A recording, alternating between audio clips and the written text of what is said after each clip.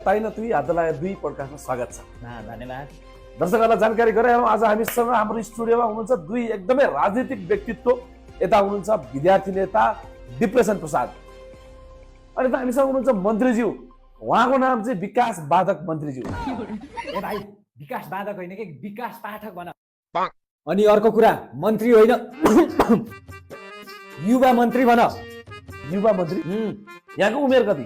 Just 80। 80 को उमेरमा तपाईँहरूलाई हामीले युवा नेता भनिदिनु पर्यो। यस, 80 को उमेरमा त मन्त्रीज्यू हाम्रो गाउँतिर बुढापाका मान्छेहरू डाँडामा गएर दिन गरेर बस्छन्, कहिले माथि हो भनेर। ए भाइ, म त भर्खर 80, अझ 84 को चुनाव त उठ्नै बाँकी छ नि। ए नेताज्यू, 84 मा होइन, सक्नुहुन्छ भने 5 मिनट लट्ठी नटेकी अहिले उठेर ल्याउनुहोस् त। ए पत्रकार भाइ, उठ्नै पर्ने हो। अब उठ्नुहोस् न उहाँले भनिसकेपछि।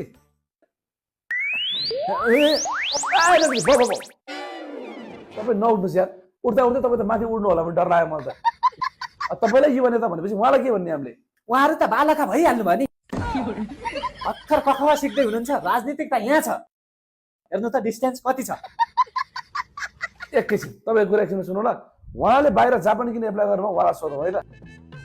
तपाईँको कुरा के हो भन्नुहोस् त। अब के हुनु, रेडियोको पालामा चुनाव जितेको नेताले अहिले यहीँको पालासम्म कुर्सी गरेर बसिरहेछ। अब प्रविधिसँग अगाडि बढ्न नसकेपछि देशको विकास कसरी हुन्छ? कि हामी जस्तो युवा नेतालाई चान्स दिनु पर्यो, नत्र विदेश जाने हो हामी? भनेर कुरा त सही गरौँ नेताजी। तपाईँलाई एआई भनेर थाहा छ? ए भाइ, यो आई त्यो आई ऊ आई आइमाई मलाई मतलब भएन के। म चाहिँ 84 को चुनावमा आउनु पर्यो। विकास भन्ने कुरो त भइरहेछ नि। ए भाइ, कफी खै? कफी खोइ? देशमा विकास खोइ? त्यो त छ, विकास छ, त्यसमा कफी पनि छ। तपाईँहरूको विकास र हाम्रो कफी चाहिँ सम्झिने मात्रै, फिल मात्रै गर्ने है त नेताज्यू। यस्तो के भाइ, यो लम्बाइ चौडे कुरा नगर्नु। तपाईँ हामीलाई पाला दिने नदिने भए नदिने भन्नु, म जापानिज ल्याङ्ग्वेज पढ्नु गएँ। जाने बेचाउ यार, कसलाई सुनेर? हामी जस्तो युवा भएपछि राजनीति गर्न आऊ। अनि भाइहरूले अहिले दिन मिल्ने भनेको एउटा मात्र कुरा हो। के? यसले काम चलाएर है भाइ। ल भाइ यार, म गएँ यार। कुन युट्युबबाट आउँछ त्यो लिङ्क पठाऊ है। ल्याङल्याङ टिभी, ल्याङल्याङ टिभी। अनि तपाईँ अघि दिन जापानिज ल्याङ्ग्वेज सिक्न जान्छु भन्नु भएको थियो, कहाँ सिक्ने गर्नु भएको छ हौ? अब कहाँबाट सिक्नु? यो राजनीतिमा लाएर ल्याङ्ग्वेज सिक्ने पैसा सुत्त छैन। ए तेरिका, पैसा नलाग्ने ठाउँमा ल्याङ्ग्वेज सिक्नुहोस् न। अहिलेको जमानामा कहाँ सिक्नुहोस् हो फ्रीमा? Dream fly education कन्सल्टेन्सीमा।